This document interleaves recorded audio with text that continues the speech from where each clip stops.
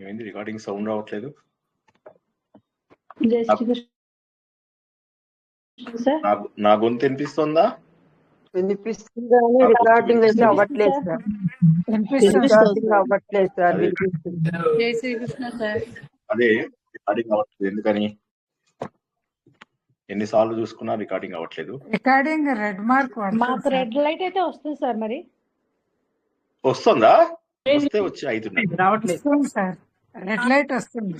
Red light రావట్లేదు sir. మీరు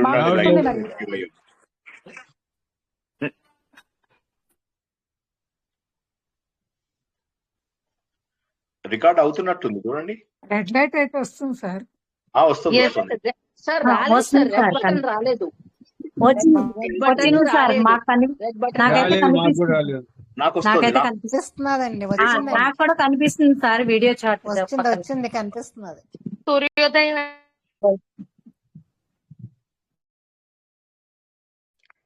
అంతరాయ తిమిరోపశాంతయే శాంత పావనమచింత్య వైభవం తం నరం వపుషి కుంజరం ముఖే మన్మహే కిమపి తుందిలం మహః వసుదేవసుతం దేవం కంసచానూరమర్దనం దేవకీ పరమానందం కృష్ణౌ వందే జగద్గురుం. జననీ జన్మభూమిశ్చ స్వర్గాదపి గరీయసి. మాతృదేవో భవ. భగవద్బంధువులకు, ఆత్మస్వరూపులకు, సత్యాన్వేషులకు స్వాగతం, సుస్వాగతం. అన్వేషణ ఎన్ని రోజులు? ఎప్పటి వరకు ఈ అన్వేషణ?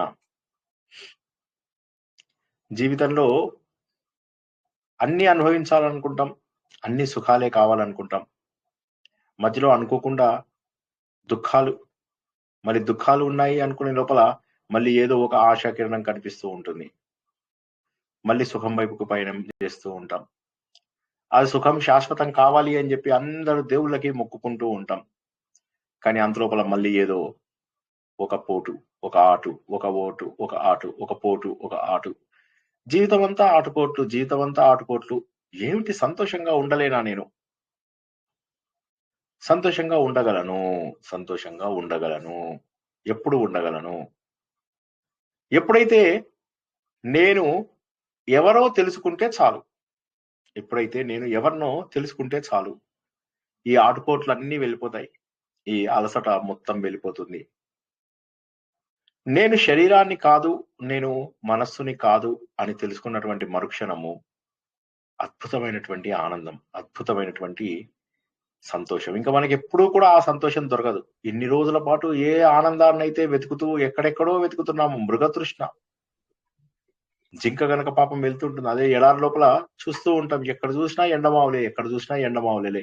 ఈ ఎండమావుల్లో నీళ్లు వెతుక్కుంటూ ఆనందాన్ని వెతుక్కోవాలి అనుకుంటాం. మన ఆనందాన్ని అంతా కూడాను డబ్బుకి, హోదాకి లింక్ చేస్తున్నాం మనం. అవతల వాడికి డబ్బు ఉంది, అయితే వాడు సక్సెస్. అవతల వాడికి డబ్బు లేదు, అయితే వాడు సక్సెస్ కాలేదు. అవతల వాడికి కొంత హోదా ఉంది, అయితే వాడు సక్సెస్.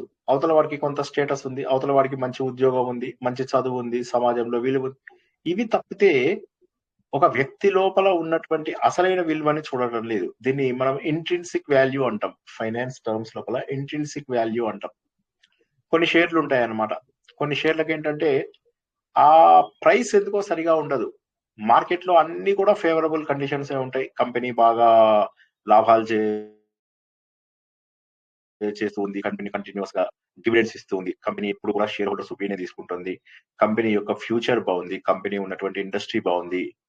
కానీ దాని మార్కెట్ వాల్యూ ఏదైతే ఉందో అది దానికి సరితూగేటట్టుగా లేదు. Price per earning, PY ratio అంటారు. పివై రేషియో సరిగ్గా లేదు. ఎందుకు?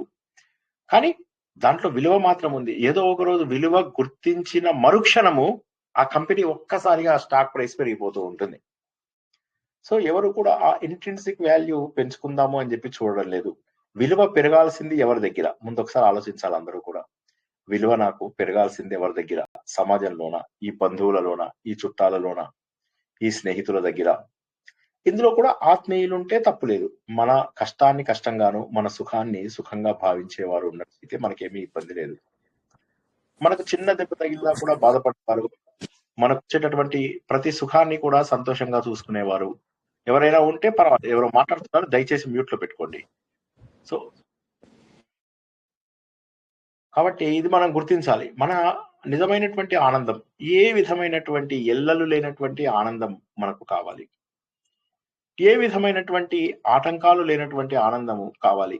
ఎవడేమనుకుంటాడో, నేను ఇలా చేస్తే, నేను ఇలా నవ్వితే ఏమనుకుంటారో, నేను ఇలా కూర్చుంటే ఏమనుకుంటారో, జీవితం అంతా ఈ పోరాటమే.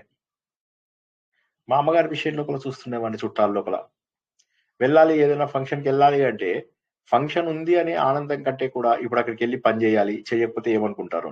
అక్కడ కూడా అనుకున్నట్టుగానే ఇటువంటి అవమానాలే చాలాసార్లు ఎదురయ్యాయి. కొడుకు వరుస అయినటువంటి వాళ్ళు కూడా ఒరే జాగ్రత్త, స్కూటర్ మీద జాగ్రత్తగా తీసుకెళ్ళు అంటే, ఏ మంచిదే కదా, కింద పడిపోతే పని చేయక్కర్లా అంటే ఇటువంటి మాటలు కూడా అని క్రూరంగా వెళ్ళిపోగలరు సంతోషంగా. మనం ఏంటంటే ఖచ్చితంగా చుట్టాలు కదా భరించాలి, ఇంటికి వచ్చిన తర్వాత గింజుకోవడము. ఈ సమాజం లోపల ఎక్కడైతే మనం ఆనందం వెతుక్కోకూడదో అక్కడ ఆనందాన్ని వెతుక్కుంటున్నాము, ఎక్కడైతే నిజంగా ఆనందం ఉందో అక్కడ వెతుకోవడం లేదు. దానివల్ల జీవితంలో ఎంతో అలసట, పరిశ్రాంతం. మనము ఆదిత్య హృదయంలో తెలుసుకున్నాం, తతో యుద్ధ పరిశ్రాంతం. అలసిపోతున్నాం, జీవితం లోపల విశ్రాంతి కావాలి అనే కోరిక మనకు వస్తుంది. ప్రతి చోట అలసిపోతున్నాం. ఎవరు ఏమనుకుంటారో తెలియదు, సూటిపోటి మాటలతో బాధ పెట్టే వాళ్ళు ఉంటారు. కొంతమందిని వదులుచుకోవాలన్నా కూడా వదులుచుకోలేం, అటువంటి వారు ఉంటారు. ఎలాగ జీవితంలో ఎప్పుడూ కూడా ఈ ఇబ్బందులను ఎదుర్కొంటూ దినదిన గండం నూరేళ్ళాయుష్, దేవుడా ఎప్పుడు తీసుకెళ్తావు నన్ను, ఎందుకు ఈ బాధల లోపల నేను ఉండిపోతున్నాను అని ప్రతి ఒక్కరూ కూడా ఆలోచిస్తూ జీవితం అంతా కూడా అలసటలో బతుకుతూ ఉన్నారు. మనకు ఉండేటటువంటి ఈ నిత్య పోరాటమే అలసట. అలసట అంటే మరేదో కాదు, మనం జరిపేటటువంటి నిత్య పోరాటం. సరే, ఏదో కష్టపడి ఒక మంచి ఫెస్టివల్ చేసాం ఇంట్లోపల, లేదా మంచిగా ఇంట్లో వాళ్ళ ఫంక్షన్ ఏదో చేసాం. బయట వాళ్ళందరూ వస్తారు, చూసిపోతారు, తినేసి వెళ్ళిపోతారు దబదబా, నీకు ఖర్చు మిగులుతుంది. ఆ తర్వాత నీ పైన దృష్టి పడుతుంది. ఆ తర్వాత ఆ దృష్టికి ఏదో ఒకటి జరిగి తీరుతుంది. ఆ తర్వాత ఎవడో ఒకడు వస్తాడు, నువ్వు ఖర్చు పెట్టే డబ్బులు పెడతాడు, నువ్వు డబ్బులు ఇవ్వకపోతే నీ మీద చెడు మాటలు చెప్పడం పెద్ద కష్టం కాదు, చాలా సులభంగా చెప్పవచ్చు. అవతల వాడు మీ మీద చెడు చెప్తున్నాడు అంటే ఎన్నో కారణాలు ఉంటాయి. చాలా సులభంగా, ఏ కారణం లేకుండా కూడా మన గురించి చెడు చెప్పుకునే వాళ్ళు సమాజంలో మనం చూస్తూ ఉంటాం. వీటన్నిటికీ కూడా జీవితంలో అలసిపోతూ ఉంటాం. అలసట, అలసట, జీవితం అంతా అలసట, ఎక్కడికి వెళ్ళినా అలసట. ఇది శారీరక అలసట కాదు, మనస్సుని కృంగదీసేటటువంటి అలసట. జీవితంలో ప్రతి చోట ఓడిపోతున్నాం అనేటటువంటి బాధ. ఎంత డబ్బు సంపాదించినా, ఎంత పదవి సంపాదించినా, ఎంత ఉన్నత స్థానానికి వెళ్ళినా ఇవి ఎందుకో తప్పడం లేదు. సరే, ఇవన్నీ తప్పాయి నా స్థానం వల్ల, నాకున్నటువంటి పొజిషన్ వల్ల అంటే, ఆ పొజిషన్ వెళ్ళిపోయిన మరుక్షణము మళ్ళీ నన్ను ఎవరు పట్టించుకోరు. పోనీ కొంతమందికి ఇలాంటి ఎక్స్పీరియన్స్, కొంతమందికి అలాంటి ఎక్స్పీరియన్స్. ఏంటంటే డబ్బున్నంత వరకు అందరూ బాగా చూసేవాళ్ళు. మాకు ఒక రిలేటివ్ ఉండేవారు, వారు చాలా డబ్బున్న వారై ఉండేవారు. ఆయనకు డబ్బున్నంత వరకు కూడా ఆయన ఏం మాట్లాడినా కూడా అదొక పెద్ద జోక్ అయ్యేది. ఆయన ఒకసారి మరి డిన్నర్ ఎక్కడుంది అంటే లాన్ లో అని నవ్వారు. అందరూ నవ్వారు. నాకు అందులోపల జోక్ ఏంటో అర్థం కాలేదు. అందరూ నవ్వింది ఎందుకయ్యా అంటే ఆయన నవ్వినందుకే నవ్వుతున్నారు. సో కాబట్టి మనకు ఎందుకు ఆ తర్వాత ఆయనకు కొన్ని రోజుల తర్వాత దురదృష్టవశాత్తు పరిస్థితి పాడైపోయింది. పాడైపోగానే ఇందులోనే కొంతమంది ఆయనని ఎలాగా తిట్టారంటే, వాడు వీడు అనుకుంటూ వాళ్ళ పిల్లల దగ్గర మీ నాన్న దుర్మార్గుడు, మీ నాన్న ఇలాంటి వాడు, మీ నాన్న అలాంటి వాడు, మీ నాన్న దొంగ, అందరి లోపల పెట్టి ఎన్నెన్ని మాటలు అనేవారు.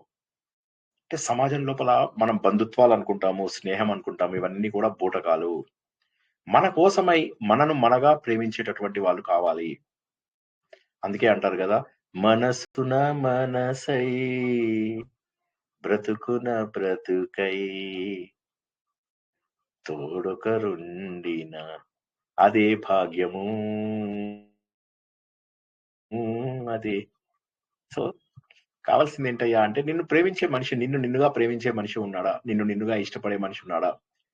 అలా లేనప్పుడు ఎందుకు ఈ ఎండమావి లోపల నీళ్లు వెతుకుతున్నావు? ఎక్కడ చూసినా ఎండమావే. గుర్తుంచుకో, సంసార సాగరం అనేటటువంటిది నిన్ను అలసటకు గురి చేస్తుంది. కాబట్టి ఇప్పుడు నాకు అనిపిస్తుంది, మరి నిజమే, మీరు చెప్పిందంతా కూడా నిజమే. మరి నాకు శాంతి ఎక్కడ దొరుకుతుంది, నాకు ఉపదేశం ఎక్కడ లభిస్తుంది? అప్పుడు తెలుస్తుంది అన్నమాట. ఓకే, అది ఆదిత్య హృదయంలో తెలుస్తుంది. అలసిపోయినటువంటి ఓ జీవ, నీకోసం అని చెప్పేసి ఒక చక్కటి మందు ఉంది. నీ లోపల ధైర్యాన్ని, నీ లోపల శక్తిని నువ్వు గుర్తించాలయ్యా. ఎక్కడైతే ఆదిత్యుడు కనిపిస్తున్నాడో, పొద్దున లేవగానే కనిపిస్తున్నాడు కదా, మనం పట్టించుకోం. ఆదిత్యుడికి ప్రతిరోజు అర్ఘ్యం ఇవ్వాలి. ఎందుకు అర్ఘ్యం ఇవ్వాలి? మందేహులు అని చెప్పి రాక్షసులు ఉంటారు. ఈ రాక్షసులందరికీ కూడా ధర్మము జరగకుండా చూడాలి అనేటటువంటి ఒక కోరిక ఉంటుంది. ధర్మము జరగకూడదు. ధర్మం జరిగితే వాళ్ళకి నచ్చదు. అందుకని ఏం చేస్తారు వాళ్ళు? ధర్మం జరుగుతుంది అంటే ధర్మానికి ప్రతిరూపాలైనటువంటి దేవతలను బాధ పెట్టాలి. కాబట్టి ఏంటి, ఈ చెడ్డ పనులు చేసేవాళ్ళు దేవతలలో అందరికంటే ముఖ్యుడు ఎవరు? సూర్య భగవానుడు. ఏష బ్రహ్మాచ విష్ణుశ్చ సర్వదేవాత్మకో హేష, ఎన్నో తెలుసుకున్నాం మనం. కాబట్టి బ్రహ్మ విష్ణు మహేశ్వరుల స్వరూపమైనటువంటి, అందరు దేవతల రూపమైనటువంటి సూర్యుడికి అడ్డంగా వెళ్ళి నిలబడతారు. వాళ్ళకు ఆ శక్తిని తెచ్చుకుంటారు. వాళ్ళు బ్రహ్మదేవుడికి తపస్సు చేసి ఆ శక్తిని తెచ్చుకుంటారు. ఎప్పట్లాగే కోరుకుంటారు, మాకు మరణం లేనటువంటిది కావాలి అని. మరణం కుదరదు, అలా మరణం లేనిది ఉండదు. మరి ఏం కావాలి అంటే ధర్మాన్ని నివారించాలి. ఎలా నివారించాలి? దేవతలను అడ్డం చెప్పాలి. ఆ దేవతలలో ముఖ్యుడైనటువంటి సూర్యుడికి అడ్డంగా నిలబడడానికి వాళ్ళకు వరం తెచ్చుకోగలుగుతారు. మరి మనం ఏం చేయాలి? నీ అర్ఘ్యము ద్వారా, నీ అర్ఘ్యంలో వజ్రాయుధం అనేటటువంటి శక్తి ఉంది.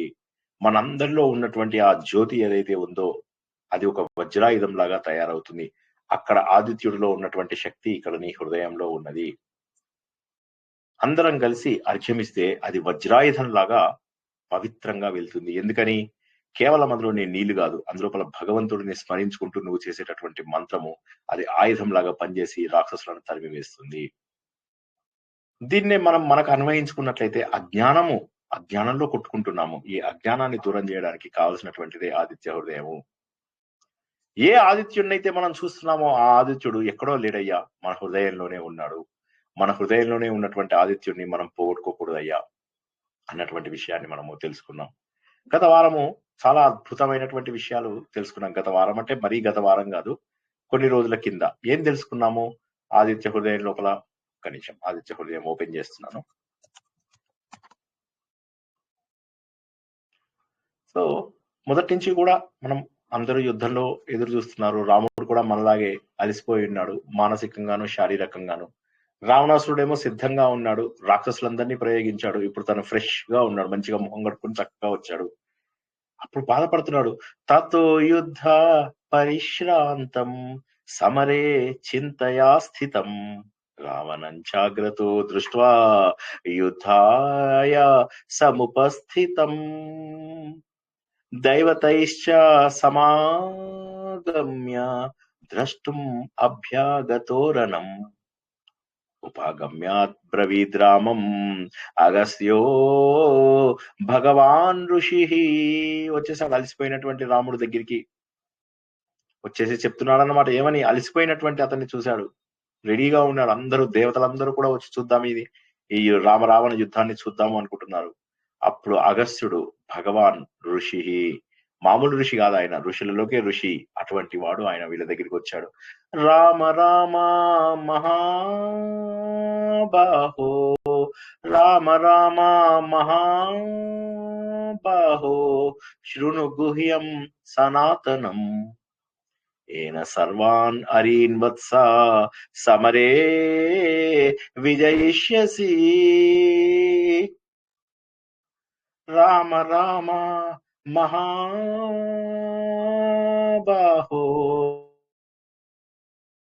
శృణుగుహ్యం సనాతనం ఏన సర్వాన్ అరీన్ వత్స సమరే విజయిష్యసి. రామ రామ మహాబాహో శృణుగుహ్యం సనాతనం ఏన సర్వాన్ అరీన్ వత్స సమరే విజయిష్యసి. ఈ జీవనం అనేటటువంటి పోరాటంలో, అంతులేనటువంటి ఈ పోరాటంలో తట్టుకోలేనటువంటి బాధలకు వీటన్నిటికీ కూడా పరిష్కారం ఉందయ్యా. ఇదేంటో తెలుసా? ముందు నీ అంతర్గత శత్రువులను ఓడించగలుగుతావు.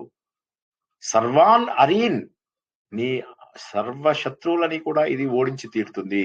ఈ జీవనం అనేటటువంటి దాంట్లోపల నువ్వు గెలిచి తీరుతావు. ఇందులోపల మామూలుగా అయిన విషయం కాదు ఇది. నువ్వు గెలిచి తీరుతావు, నా మాట విను రామా, నువ్వు నీలోని శక్తిని ముందు గుర్తుంచుకోవాలి రామా అని చెప్తూ, ఇది మామూలు మంత్రం కాదయ్యా, ఇది మహోన్నతమైనటువంటి మంత్రం. ఆదిత్య హృదయం ప్రతి ఒక్కరూ చదవాలి. ఇది రామాయణం అనేటటువంటి దాంట్లోంచి వచ్చినటువంటిది. ఇది మనకు వేదాలు ప్రమాణము, వేదాల తర్వాత మనకు ప్రమాణము పురాణాలు, తర్వాత కావ్యాలు. కావ్యాలలో రామాయణము, మహాభారతము. రామాయణము అన్నిటికంటే పురాతనమైనటువంటిది, ఆది కవి వాల్మీకి విరచితమైనటువంటిది. అందులో ఉన్నటువంటి మహోన్నతమైన ఆదిత్య హృదయం అగస్త్యుడు మనకు తెలియజేయడం. అగస్త్యుడే కాదు, మనకు వేరే పురాణాలలో కూడా ఉన్నాయి ఇవి. ఇంకా పెద్ద పెద్దవి 7 అధ్యాయాలు 8 అధ్యాయాలు కూడా ఉన్నాయి. ఈయన కృష్ణుడి యొక్క కుమారుడు సాంబుడు, ఆయన కూడా ఒక శతకం రాస్తాడు. 7 శతకాలు ఎంతో రాస్తాడు ఆయన కూడా. సూర్య శతకం ఏదో ఉంటుంది, అది కూడా ఉంది. ఇవన్నిటికంటే కూడా ఆదిత్య హృదయమే ఎందుకు గొప్పది అంటే, ఆది కావ్యంలోంచి వచ్చినటువంటిది. ఇది మామూలు విషయం కాదయ్యా, నువ్వు గుర్తుంచుకో రామ గుర్తుంచుకోవాలి. నమ ఉగ్రాయ వీరాయ సారంగాయ నమో నమః, నమః పద్మ ప్రబోధాయ మార్తాండాయ నమో నమః. ఈ శ్లోకం మనకు క్విజ్ కూడా ఉంది, మనం చెప్పుకోండి. ఇంతకంటే ముందు చెప్పుకున్న శ్లోకం మనందరికీ గుర్తే ఉంటుంది. జయాయ జయ భద్రాయ హర్యశ్వాయ నమో నమః, నమో నమః సహస్రాంశో ఆదిత్యాయ నమో నమః, నమః నమః నమః నమః నమః నమః. ఇది నాది కాదు, ఇది నాది కాదు, ఇది నాది కాదు, నాది కాదు అనేటటువంటి విషయాన్ని. జయాయ, నువ్వు విజయ స్వరూపుడవి, చతుర్థి విభక్తి, విజయ స్వరూపుడవి నువ్వు. ఆ విజయ స్వరూపుడైనటువంటి నీకు నేను నమస్సులు అర్పిస్తున్నాను. జయ భద్రాయ, జయంతో పాటు మంగళం కూడా. గెలిచాను కానీ మనసంతా బాధగా ఉంది, operation is success, patient is dead. అలా కాదు, జయంతో పాటు ఆనందం కూడా కలుగుతోంది, మంగళాన్ని కూడా ప్రసాదించేవాడివి. విజయం, యుద్ధంలో విజయం సాధించాడు అశోకుడు, కానీ మనం చెప్పుకున్నాం తర్వాత ఎంతో బాధపడ్డాడు. కాబట్టి విజయమే మనకి ఎప్పుడూ ఆనందాన్ని కలిగిస్తుందా అంటే కలిగించదు. విజయంతో పాటు మనకు భద్రత కూడా, మంగళాన్ని కూడా కల్పించేటటువంటి ఓ మహానుభావానికి నమస్సులు. జయ భద్రాయ, జయ భద్రాయ. హర్యశ్వాయ, హరిత అంటే గ్రీన్ కలర్ ఇవి అశ్వాలు లేదా ఇంద్రియ శక్తులు, వేగవంతమైనటువంటి చైతన్యం ఉన్నటువంటి ఓ భగవానా, నీకు మళ్ళీ మళ్ళీ నమస్కారాలు చెప్తున్నాను. ఓ సహస్రాంశో, వేల కొలది, అంశుమాన్ అని చెప్పుకున్నాం మనం. అంశుమాన్ అంటే కిరణాలు ఉన్నటువంటి ఓ మహాన్ భావ, ఎన్నో కిరణాల ద్వారా, మా కిరణాలన్నిటి ద్వారా నా అజ్ఞానాన్ని పోగొడుతున్నావు, నా తిమిరాన్ని నాకు దూరం చేస్తున్నావు, నాకు కోపం పైన నాకు విజయం కల్పిస్తున్నావు, కామం పైన నాకు విజయాన్ని కల్పిస్తున్నావు, భయం పైన విజయము, నా అహంకారం పైన, మమకారం పైన, నా యొక్క అజ్ఞానం పైన, అవిద్య పైన కూడా విజయాన్ని సాధించాలి. ఉద్ధరేదాత్మనాత్మానం, ఎవరిని వారే ఉద్ధరించుకోవాలి. సూర్యుడి యొక్క చైతన్యం నీ అజ్ఞానాన్ని తొలగించిందంటే నువ్వే జ్ఞాన స్వరూపుడివి అన్నటువంటి విషయం తెలిసిపోతుంది. నువ్వు జ్ఞాన స్వరూపుడివి అని చెప్పి తెలుసుకోవడానికి ప్రత్యేకంగా చేయవలసినది ఎంతో ఏమీ లేదు, నీలో ఉన్నటువంటి అజ్ఞానాన్ని పోగొట్టుకున్నట్టు వంటి సరిపోతుంది. కాబట్టి అటువంటి జయాన్ని నీకు కల్పించేటటువంటి ఆ సూర్యుడికి నువ్వు మాటికి నమస్కారాలు చేయవయ్యా. మంగళాన్ని కూడా కలవాలి. నీకు యోగ కర్మసు కౌశల్యం అని చెప్పేసి తెలుసుకున్నాం. నీకు వచ్చినటువంటి విజయము నీకు ఆనందాన్ని కూడా కలగజేయాలి, నీకు మంగళాన్ని కూడా కలగజేయాలి. యుద్ధం చేశావు కానీ ఏముంది, అందరూ చనిపోయారు. ఇప్పుడు పాండవులు ఉన్నారు, యుద్ధంలో గెలిచారు కానీ వాళ్ళు ఆనందంగా ఉన్నారా? లేరు. అక్కడ జయభద్రాయ, పాపం వాళ్ళు యుద్ధంలో గెలిచారు కానీ అన్ని కోల్పోయారు. హర్యశ్వాయ, సూర్యుడికి రథాలు హరిత వర్ణంలో ఉన్నాయి అని చెప్పుకోవడం ఒకటైతే, అశ్వాలు అనేటటువంటివి మన ఇంద్రియ శక్తికి మూలము. మన శరీరం అనేటటువంటి రథం లోపల ఇంద్రియాలు అనేటటువంటి గుర్రాలు, ఇది ఎప్పుడు చెప్పుకునేటటువంటి మాట మనము. మన బుద్ధే సారథి, మన ఆత్మ వీటిని అధిరోహించింది. నా ఆత్మ ఈ రథం అనేటటువంటి, ఈ శరీరం అనేటటువంటి రథం లోపల ఉంది. అప్పుడు మనం ఏం చెప్తున్నాము, ఇంద్రియాలను ధర్మ మార్గంలో నడిపించే ఓ చైతన్యవంతుడు అయినటువంటి సూర్య, నువ్వు కాపాడుతావు. నీకు మళ్ళీ నమస్కారాలు చెప్తున్నాను. నా అహంకారానికి, నా కర్తృత్వానికి, నా భోక్తృత్వానికి నేను వీడుకోలు.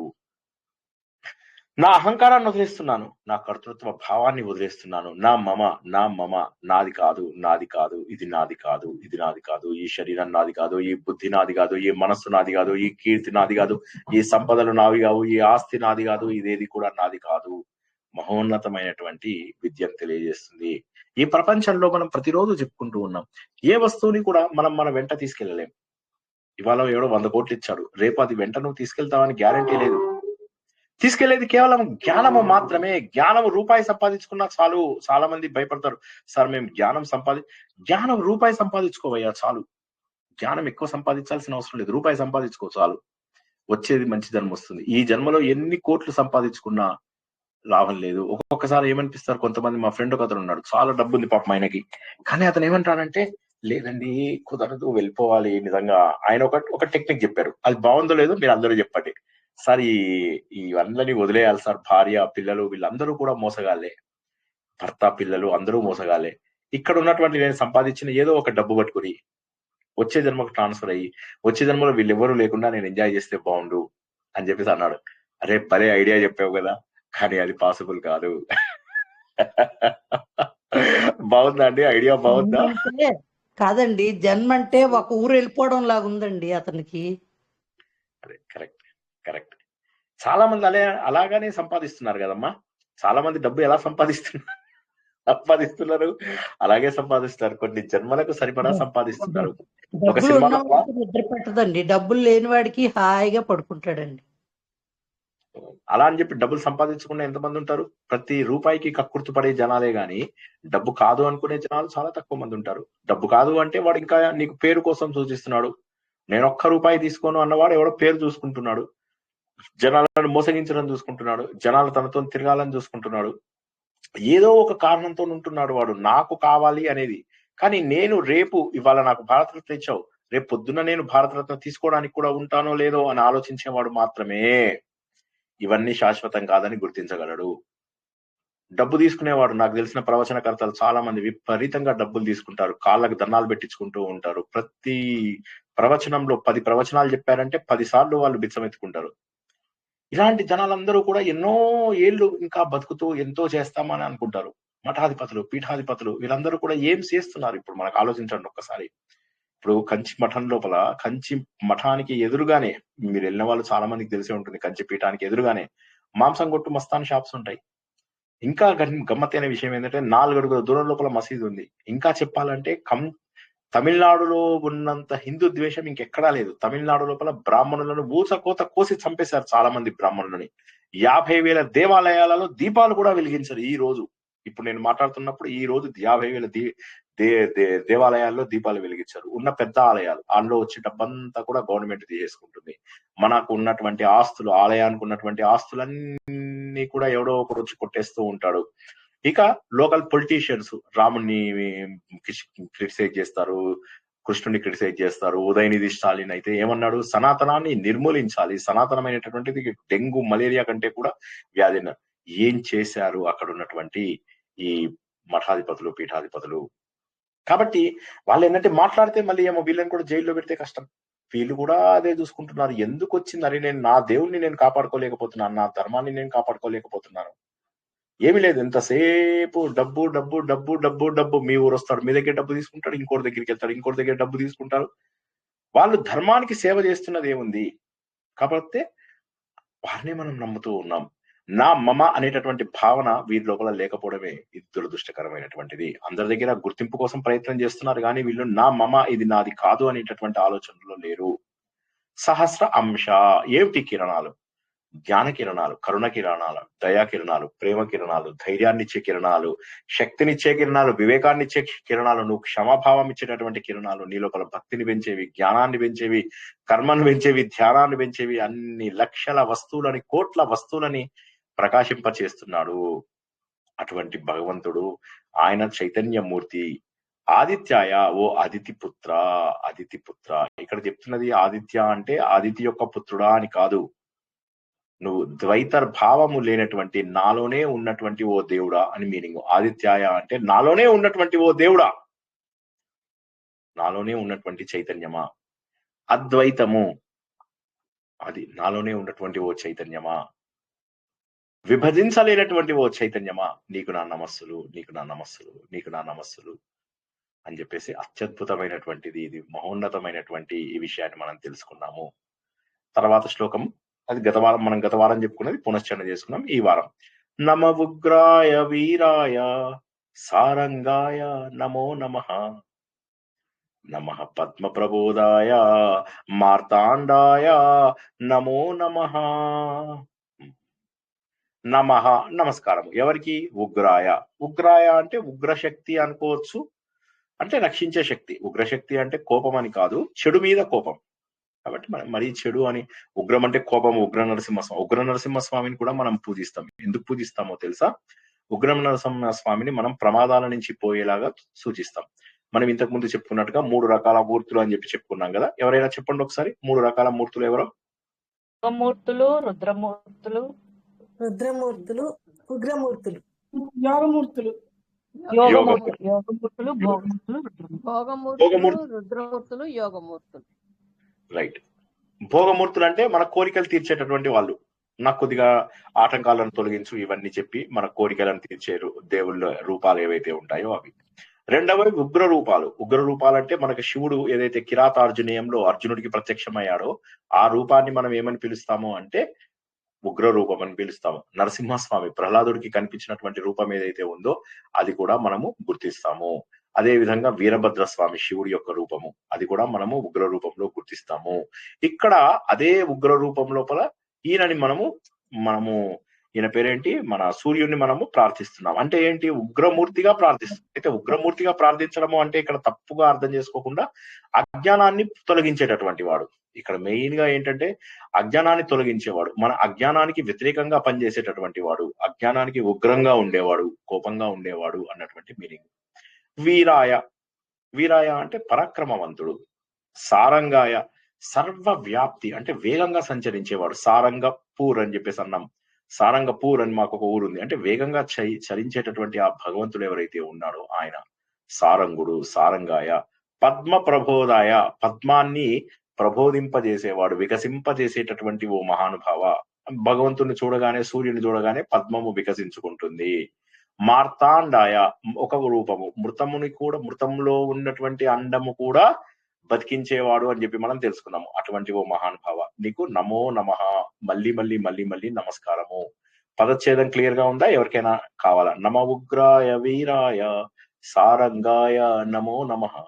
నమః పద్మ ప్రబోధాయ మార్తాండాయ నమో నమః. ఏదన్నా పదం అర్థం కాకపోతే అన్ని చెప్పండి సార్. గబగబా చెప్పండి. సారంగాయ సర్వవ్యాప్తి చెందినవాడు సార్, కరెక్టేనా? కరెక్ట్. సర్వవ్యాప్తి చెందేవాడు అంటే అన్ని చోట్ల ఫాస్ట్ గా వెళ్ళేవాడు. ఉదాహరణకి ఇక్కడ దేవుడు ఉన్నాడు, అక్కడ దేవుడు ఉన్నాడు, ప్రతి చోట దేవుడు ఉన్నాడు. వేగంగా చరించేవాడు, వేగంగా చలించేవాడు కూడా. ఎందుకంటే ఇప్పుడు ఇక్కడ ఉన్నాడు దేవుడు. శ్రీశైలం అంటే శ్రీశైలంలో కనిపిస్తాడు నీకు. నువ్వు కాశీ అంటే కాశీలో కనిపిస్తాడు. అంటే అన్ని చోట్లకి సూపర్ ఫాస్ట్ గా వెళ్తాడు. అదే విధంగా సూర్యుడు కూడా విపరీతమైనంత స్పీడ్ గా వెళ్తాడు. సూర్యుడు ఈ భూమి మొత్తాన్ని కూడా కవర్ చేయాలి. ఆయన వెళ్ళిపోతూ ఉంటాడు. మన గెలాక్సీ మొత్తాన్ని ఆయన చుట్టూ తిరుగుతూ ఉంటాడు. విపరీతమైనటువంటి స్పీడ్ లోపల తిరుగుతూ ఉంటాడు. మనం చెప్పుకున్నాము. ఓకేనా? ఇందులో ఏ పదం అర్థం కాలేదో చెప్పండి. నమః అంటే నమస్కారాలు. ఉగ్రాయ ఉగ్ర రూపంలో ఉన్నటువంటి ఓ భగవంతుడా, ఆయనకి. ఆయ అంటే ఆయన కోసం అని చెప్పేసి. వీరాయ వీరుడు అయినటువంటి నీ కోసం అని చెప్పి. సారంగాయ వేగంగా చలించే భగవంతుడికి, వేగంగా చలించే భగవంతుడికి నమస్సులు అర్పించుకుంటున్నాను. నమః పద్మ ప్రబోధాయ ఓ పద్మాన్ని వికసింపజేసే ఓ భగవంతుడా. ఓ మార్తాండాయ. మార్తాండాయ అంటే ఏంటి? చనిపోయినటువంటి వస్తువులో కూడా జీవాన్ని పుట్టించేవాడు. ఒక అండం ఇలా ఉంది, అండం లోపల మెల్లగా ఆయన జీవాన్ని కల్పిస్తాడు. మృత అండాయ. మార్తాండాయ అంటే మృత అండము, అందులో కూడా జీవాన్ని కల్పించే. సో డైరెక్ట్ మీనింగ్ అందరికీ అర్థమైందా? ఇంకేదన్నా కూడా అర్థం కాకపోతే చెప్తా. అర్థమైంది సార్.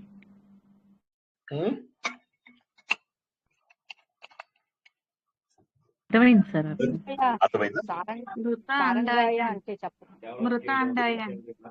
చెప్తారు, అది వస్తుంది. ఇంకా డీటెయిల్ గా వస్తుంది. గోవిందుడు గారు మీరేదో అడగబోతున్నారు. సారంగాయ అనేది సర్వవ్యాప్తి అని. సర్వవ్యాప్తి లేదా అన్ని చోట్ల ఉండేవాడు. అన్ని చోట్లకి ఫాస్ట్ గా వెళ్ళిపోతాడు కాబట్టి సర్వవ్యాప్తి. రెండు కరెక్టే. సర్వవ్యాప్తి కరెక్టే, తర్వాత అన్ని చోటికి స్పీడ్ గా వెళ్ళేవాడు అని చెప్పుకోవడం కూడా కరెక్టే. అంటే వేగంగా చలించేవాడు అన్నారు. వేగంగా చలించేవాడు అంటే అన్ని చోట్ల ఉండేవాడు. అన్ని చోట్ల ఉండేవాడు. ఎక్కడైనా కనబడుతుంది. అది ఓకే. ఇప్పుడు నమ ఉగ్రాయ. ఇప్పుడు మళ్ళీ మెల్లగా తత్వం తెలుసుకుందాం. నమః ఉగ్రాయ. ఉగ్రము. ఉగ్రం అంటే యాంగ్రీ కాదు, సత్యానికి ధర్మానికి వ్యతిరేకంగా పనిచేసే వాళ్ళకి కోపం చూపిస్తాడు. అసత్యాన్ని సహించినటువంటి శక్తి, అధర్మాన్ని సహించినటువంటి శక్తి. సూర్యుడు ఉదయించగానే చీకటి ఒక్కసారిగా చెల్ల చెదురుగా వెళ్తుంది. చీకటికి అడుగుతాడా నువ్వు కొద్దిసేపు ఉంటావా, ఇఫ్ యూ డోంట్ మైండ్ అంటాడా? అనడు. సూర్యుడు రాగానే వెంటనే వెళ్ళిపోతుంది చీకటి. చీకటి వెళ్ళిపోవాలంటే సూర్యుడు వస్తే చాలు, సహజంగా తొలగిపోతుంది. అదే విధంగా మన లోపల ఈ ఉగ్రుడు ఎవరైతే వస్తారో అప్పుడు మనలో ఉన్నటువంటి చీకటి ఆటోమేటిక్ గా వెళ్ళిపోతుంది. ఈ ఉగ్రుడు అనేటటువంటి సూర్య భగవానుడు ఎప్పుడైతే మన లోపల ప్రవేశిస్తాడో మన లోపల ఉన్నటువంటి అజ్ఞానము, అంధకారము, చీకటి, అవిద్య, మోహము, మమకారం అన్ని తొలగిపోతాయి. అటువంటి వాడు ఉగ్రుడు. అవన్నీ కరిగిపోతాయి. మామూలుగా తొలగిపోవడం కాదు, కరిగిపోతాయి అవి. సూర్యుడు వచ్చాడంటే ఇప్పుడు వారం రోజులుగా వర్షం పడుతుంది హైదరాబాద్ లోపల. ఇవాళ ఒక్క ఎండ కొట్టిందైతే అసలు మా గ్రౌండ్, మేము శాఖకి వెళ్ళి వచ్చాను ఇందాక, మొత్తం గ్రౌండ్ ఎండిపోయింది. సో కాబట్టి ఏంటంటే సూర్యుడు వచ్చినప్పుడు ఆ మొత్తం ఎండిపోతుంది. సూర్యుడు చెప్పినట్టుగా మొత్తం ఎండిపోతుంది. అంటే ఇక్కడ సూర్యుడు అనే జ్ఞానం మనలో ప్రకాశించితే అవిద్య, అహంకారం, మోహం, మమకారం ఇవన్నీ తొలగిపోతాయనేనా సార్? అన్ని తొలగిపోతాయి. అంటే అసత్యానికి, అధర్మానికి వ్యతిరేకంగా ఉన్నటువంటి ప్రతి ఒక్కటి తొలగిపోతుంది. అంతే సింపుల్. నేను చెప్పినవన్నీ ఎగ్జాంపుల్స్. అసత్యము పైన ఉగ్రం ఆయనకి, అధర్మం పైన ఉగ్రము. అది దేనిపైన ఉగ్రము? అసత్యం పైన ఉగ్రము, సత్యము. మనం ఏమని తెలుసుకున్నాం యక్ష ప్రశ్నల్లో? సూర్యుడు ఒకే ఒక సత్యం ద్వారా నడుస్తున్నాడు అని చెప్పేసి తెలుసుకున్నాం. ఉల్లంఘించలేనటువంటి ఆ శాసనము, ఆ ధర్మము ఏదైతే ఉందో వాటికి వ్యతిరేకంగా ఉన్న వాటిపైన అతను ఉగ్రంగా ఉంటాడు. చీకటి అనేది ఉంది. చీకటి ఏం చేస్తుంది? అందరినీ అజ్ఞానంలో, తమస్సులో ఉంచుతుంది. ఆ తమస్సులో ఉన్న వాళ్ళందరినీ ఒక్కసారి నిద్రలేపుతాడు. కౌసల్య సుప్రజ రామ అనగానే అందరూ కూడా అరే మళ్ళా తెల్లారిందా లేవాలా అయి గాని మెల్లగా 8:30కు లేస్తాం. అంతే కదా. సూర్యుడు వచ్చాక మనం చక్కగా ఏం చేస్తాం? 8:39 కల్లా లేచిపోతాం కదా. మాట్లాడటం లేదు. రాకముందు 5:30 లోగా 4:30 కల్లా లేస్తాను సార్ నేను. వ్యతిరేకమైన వాటి మీద ఉగ్రం చూపించేవాడని కదా. సత్యానికి, ధర్మానికి వ్యతిరేకంగా ఉండే వాళ్ళకి ఉగ్ర రూపం చూపిస్తాడు. కరెక్ట్. ఆరోగ్యానికి డి విటమిన్ కూడా వస్తాడు. ఎండ కూర్చుంటే డి విటమిన్ కూడా వస్తాడు. కరెక్ట్. ఆరోగ్యాన్ని కూడా కల్పించేటటువంటి వాడు. కాబట్టి అసత్యానికి, అధర్మం పైన ఉగ్రంగా ఉన్నటువంటి ఆ భగవంతుడు ఎవరైతే ఉన్నాడో ఆయన మన హృదయ గ్రంథులను కూడా, ముండకోపనిషత్తులో వస్తుంది అనమాట. విద్యతే హృదయ గ్రంథి ఛిద్యంతే సర్వ సంశయా. అన్ని సందేహాలను ముక్కలు చేసేస్తాడు. జ్ఞానం వచ్చింది అంటే నీ హృదయ గ్రంథులన్నీ కూడా తెరుచుకుంటాయి. హృదయ గ్రంథులు తెరుచుకున్న తర్వాత ఏమవుతుంది? నీ సందేహాలన్నీ కూడా వెళ్ళిపోతాయి. ముండకోపనిషత్తు చెప్పుకున్నప్పుడు మనం చెప్పుకుందాం ఈ విషయం. ముండకము అంటే ఏంటి? శుభ్రంగా తొలగించేసేసేయడము. అది శుభ్రంగా తొలగించేసేయడం. అవన్నీ కూడా చేయగలుగుతాడు భగవంతుడు. సో ఆ విషయం. ఇక నెక్స్ట్ వీరాయ. వీరుడు. ఎవరు వీరుడు? వీరుడు అంటే ఎవరు? మన కొట్టేసిన వాడ బాహ్యంగా బయట శత్రువులు 4 ఉన్నాడు. ఇందాక మేము శాఖకి వెళ్తే అక్కడ ఎవడో బండ బూతులు తిడుతూ వేరే వాళ్ళ పైన ఇంత చేస్తే కొట్టుకోవడం, చంపుకోవడం ఏం చేయడంలా. వీడు అరుస్తున్నాడు అంతే. కొట్టినట్టుగా 2 సార్లు చేతులు లేపుతున్నాడు అంతే. వీరత్వం కాదు. ఓ సినిమా లోపలనే మర్చిపోయినా ఏ సినిమాలను హీరోయిన్ వెళ్తుంది, ఇద్దరు హీరోలు కూడా తిట్టుకుంటూ ఉంటారు. అయితే ఇది ఆ ఒక్క సెకండ్ లోనే ఇది ఆలోచిస్తుంది. వీడు కొట్టినట్టుగా మళ్ళీ వాడు కొట్టినట్టుగా, వీడు కొట్టినట్టుగా మళ్ళీ వాడు కొట్టినట్టుగా, మళ్ళీ వీడు కొట్టినట్టుగా. ఇది హిందీలో కూడా వచ్చింది హంగామా అని. చివరికి జరిగేది అక్కడ ఏం జరుగుతుంది అంటే కొట్టుకోరు ఇద్దరు. పోరా అంటే పోరా, నువ్వేంట్రా చేసే కాన్లే అని చెప్పి వెళ్ళిపోతుంది అన్నమాట. నవ్వుకుంటూ వెళ్ళిపోతారు అక్కడి నుంచి. వీళ్ళు వీరులు కాదు. వీళ్ళందరూ కూడా ఏంటంటే పేపర్ టైగర్స్ అంటారు. వీళ్ళందరూ కూడా నిజంగా అవసరం వచ్చినప్పుడు ధైర్యంగా నిలబడరు. మీరు గోదావరి సినిమా చూసారు కదా. గోదావరి లోపల హీరోయిన్ అంటుంది హీరో గురించి. ఒకసారి ఎవరికైనా జ్ఞాపకం ఉందా ఏమంటుందో? ఎక్కడ సార్? ఏ సిచ్యువేషన్ లో? అది మీరు చెప్పాలి. నేను ఇక్కడ వీరుడు గురించి చెప్పాను. గోదావరి సినిమాలో ఫైటింగ్లు ఉంటాయా? అక్కడ పడవ దాటించినప్పుడు సార్ అక్కడ మునిగిపోయే తప్పుంది. ఒకసారి హీరోయిన్ అంటుంది అన్నమాట. ఆ హీరో వీడు ఎవరినైతే పెళ్లి చేసుకోబోతుందో వీడు ఇష్టపడ్డ అమ్మాయి ఏమంటుంది చెప్పండి. అంటే రాజకీయాల్లోకి వెళ్తాడు కదా తను. ఇతను రాజకీయాల్లోకి వెళ్ళాలనుకుంటాడు. ఆ అమ్మాయి రాజీ షిప్ లో ఎవరినైతే పెళ్లి గొడవ చేసుకోవాలనుకుంటుందో అయినప్పుడు షిప్ లో చెప్పు. గొడవ షిప్ లో అవుతుంటే మునిగినప్పుడా సార్? షిప్ లో మునిగి అది దూకినప్పుడా? దొంగలు వస్తారు అప్పుడు కరెక్ట్ అనవసరంగా నిన్ను అంటుంది. కాదు. అప్పుడు మనకి ఏమైతుందంటే అది లోపల ఆమె చెప్తుంది అనమాట, వాడు వాడు ఐపీఎస్ ఆఫీసర్, వాడు చాలా గొప్పగా ఫీల్ అవుతూ ఉంటాడు, ఇక్కడ ఏమి పని చేయడు కరెక్ట్ అయ్యి కరెక్ట్. అంటే అప్పుడు ఏమి వచ్చి అంటుందన్నమాట, నిజంగా గనక ఈ ఈ ఏదన్నా మనందరికి ఈ పడవలో ప్రమాదం జరిగితే ముందుగా నిలబడేది తను, పారిపోయే వాళ్ళలో ఫస్ట్ ఉండేది నువ్వు అని చెప్పేసి అంటుంది అనమాట. అనగానే సరే ఇతడు ఆశ్చర్యపోయి అప్పుడు అడుగుతాడు అనమాట, ఏమిటి అంత మాట అనేసావు నా గురించి, నీకేం తెలుసని అంటే, నేను చెప్పలేదు, ఐ నో ఇట్ అంటుంది.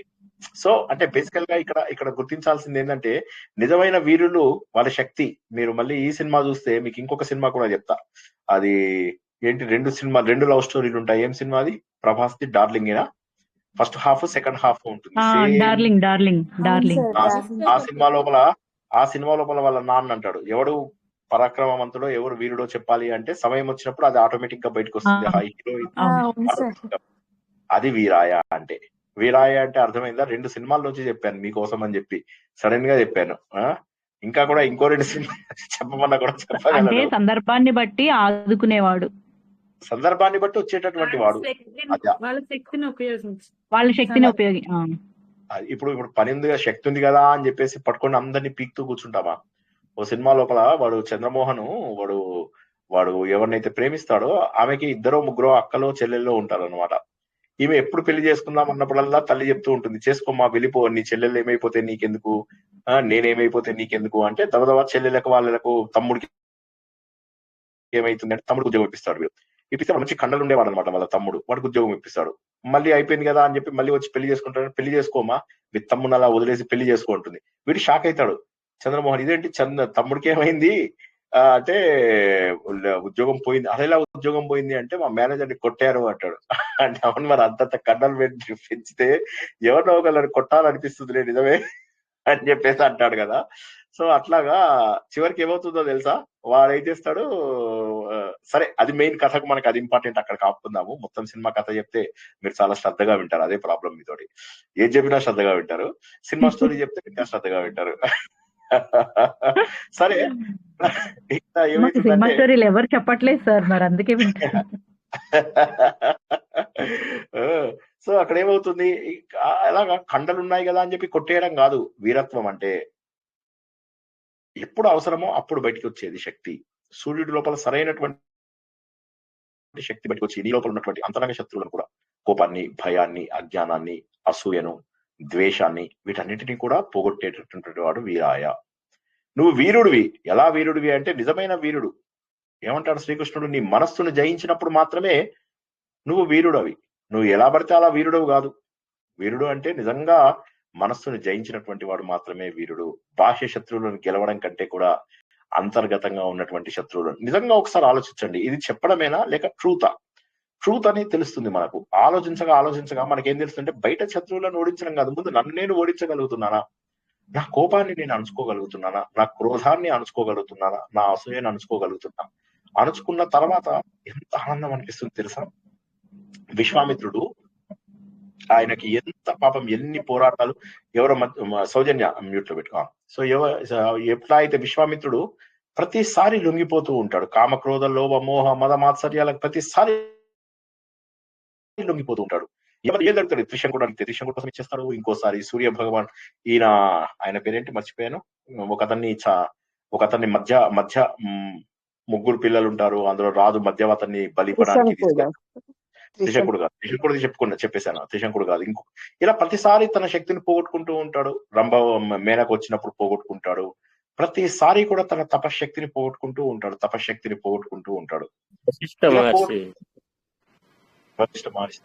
ప్రతిసారి కూడా తన తపశక్తిని పోగొట్టుకుంటూ ఉంటాడు. ఎంతసేపటికి కూడా నేను బ్రహ్మర్షిని కాలేను. మొదటిసారి అబ్బా చాలా అద్భుతంగా చేసావు, నువ్వు ఋషివయ్యావు అంటాడు. ఓకే. రెండోసారి మళ్ళీ అదే విశ్వామిత్రుడే. నేనేమన్నాను విశ్వామిత్రుడు కాదన్నానా? పేరు తప్పు చెప్పానా?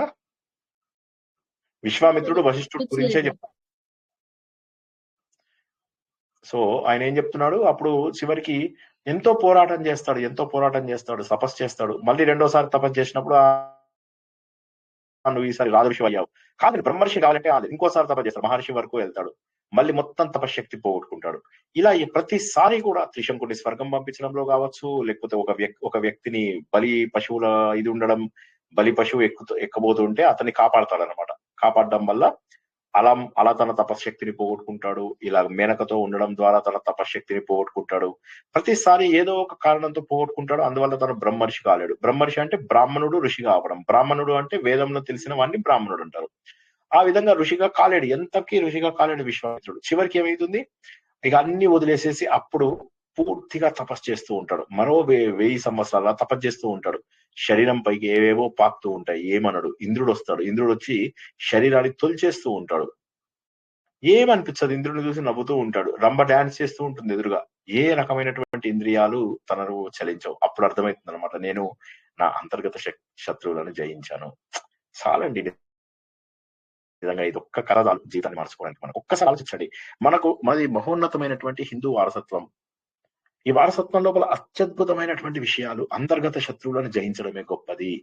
నువ్వు వీరుడుగా మారాలి, నీ అంతర్గత శత్రువులను జయించాలి అని చెప్పి తెలియడమే మనకు గొప్పది. ఇక తర్వాత వచ్చేది సారంగాయ. సారంగాయ అంటే ఇక మనం ఎప్పుడు చెప్పినట్టుగా వేగంగా వెళ్ళేవాడు. దీనికి ప్రత్యేకంగా చెప్పాను, ఇది సారం ప్లస్ గా అంటే అన్నింటి లోపల కూడా సారాన్ని చూడగలిగేటటువంటి చైతన్యం. అన్నింటి లోపల సారాన్ని చూసుకుంటూ గమ్ అంటే వెళ్ళిపోయేవాడు, అక్కడి నుంచి గమించేవాడు.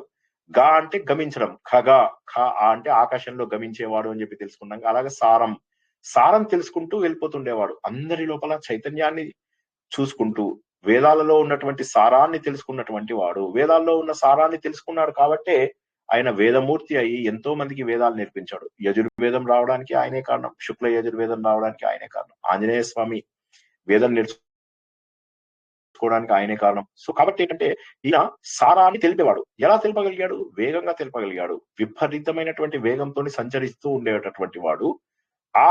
తద్వారా నీ లోపల జ్ఞానాన్ని కూడా అంత వేగంగాను తీసుకొచ్చేవాడు. నీకు మామూలుగా జ్ఞానాన్ని తీసుకురాడు. ఆదిత్య హృదయం కనుక చదివితే సారాన్ని నువ్వు తొందరగా అర్థం చేసుకుంటావు. మనం అది నిజంగా కూడా గుర్తించాం. ఆత్మబోధ మనకి ఇప్పుడు తెలుసుకుంటున్నాం. ఆత్మబోధ కూడా ఆదిత్య హృదయం చెప్పుకుంటుంటే సులభంగా అర్థమవుతుంది. ఆత్మబోధ కాదు, భగవద్గీత కూడా దీని ద్వారానే సులభంగా అర్థమవుతుంది. సారం మొత్తము మనం తొందరగా గుర్తించగలము. సారము తత్వమని తొందరగా గుర్తించగలము. అన్ని రూపాలలో, అన్ని స్వరూపాలలో ఉన్నటువంటి సారాన్ని, తత్వాన్ని గుర్తించగలగడము సారంగ. అంటే సర్వవ్యాపి, వేగంగా చలించేవాడు, ఇవన్నీ అర్థాలైతే తత్వ రూపంలో ఏంటంటే తత్వాన్ని తెలుసుకుంటేవాడు. సారం ప్లస్ గా, తత్వాన్ని తెలుసుకుంటూ గమించేవాడు. అలా అన్నింటిలో ఉన్నటువంటి తత్వాన్ని, తత్వం అంటే పరబ్రహ్మ స్వరూపాన్ని, నీ యొక్క సొంత స్వరూపాన్ని, నీ స్వస్వరూపాన్ని, పరబ్రహ్మ స్వరూపాన్ని తత్వము అంటారు. తత్వము అంటే రహస్యము. మనం రూపం చూస్తాం, ఆ రూపం వెనక ఉన్నటువంటి స్వరూపం. ఉదాహరణకి వెంకటేశ్వర స్వామి ఉన్నాడు, అది రూపం. ఆ వెంకటేశ్వర స్వామికి 4 చేతులు ఉన్నాయి అంటే భగవంతుడు సర్వత్రా వ్యాపించి ఉన్నాడు. అది తత్వం. భగవంతుడు ఇలా నీకు అభయం ఇస్తున్నాడు అంటే భగవంతుడిని ప్రార్థించే వాడికి రక్షణ ఉంటుంది అని మీనింగ్ అది. అలాగా ఒక్కొక్క విషయంలో ఒక్కొక్క తత్వం ఉంటుంది. ఆ తత్వం అంటే కథ వెనుక కథ, రూపము వెనక ఉన్నటువంటి అసలు రహస్యము. ఆ రహస్యాలన్నీ కూడా తెలిపింపజేసేటటువంటి వాడు, తెలుసుకున్నటువంటి వాడు. నువ్వు ఆయనను ప్రార్థిస్తే నీకు తెలిపేటటువంటి వాడు. సారంగాయ. అర్థం కాని వాళ్ళు ఒక్కసారి అడగండి, ఆపుతున్నా, కావాలని ఆపుతున్నా. సారంగాయ ఇంతకు ముందు ఏం తెలుసుకున్నాము? సారంగాయ కంటే ముందు ఉగ్రాయ, వీరాయ, సారంగాయ. ఎవరికైనా అర్థం కాకపోతే ఒకసారి అడగండి, ముందుకెళ్దాం.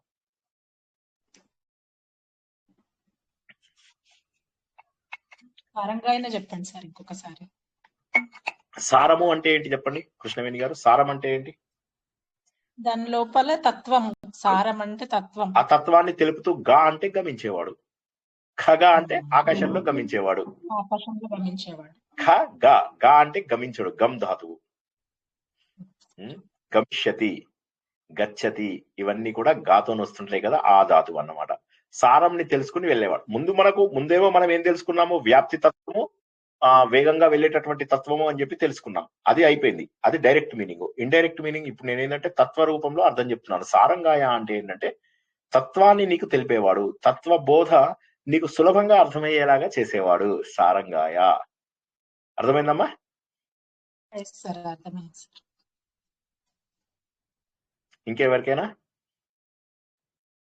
వీరాయ సారంగాయ అయిపోయింది. నెక్స్ట్ పద్మ ప్రబోధాయ. సూర్యుడు రాగానే కమలం వికసిస్తుంది. సూర్యుడి వైపే పుష్పాలన్నీ చూస్తూ ఉంటాయి. అదే విధంగా ఇది డైరెక్ట్ మీనింగ్. మరి ఇది తత్వం ఏంటి? సూర్యుడు ఉదయించగానే నీ లోపల జ్ఞానమైనటువంటి సూర్యుడు కనుక నీ లోపల ఉదయిస్తే నీ హృదయం అనేటటువంటిది వికసిస్తుంది. నీ హృదయము వికసిస్తుంది. ఎట్లా? మామూలుగా కాదు. ఆ వికసించడం అంటే ఏంటి? హృదయం వికసించడం అంటే హృదయం ఇలా పద్మంలాగా వికసిస్తుందని కాదు. హృదయం బ్రాడ్ మైండెడ్నెస్ అలవాటు చేస్తుంది. అంటే ఎక్కువ విషయాలని అర్థం చేసుకునేటటువంటి బుద్ధిని నీకు అందజేస్తుంది.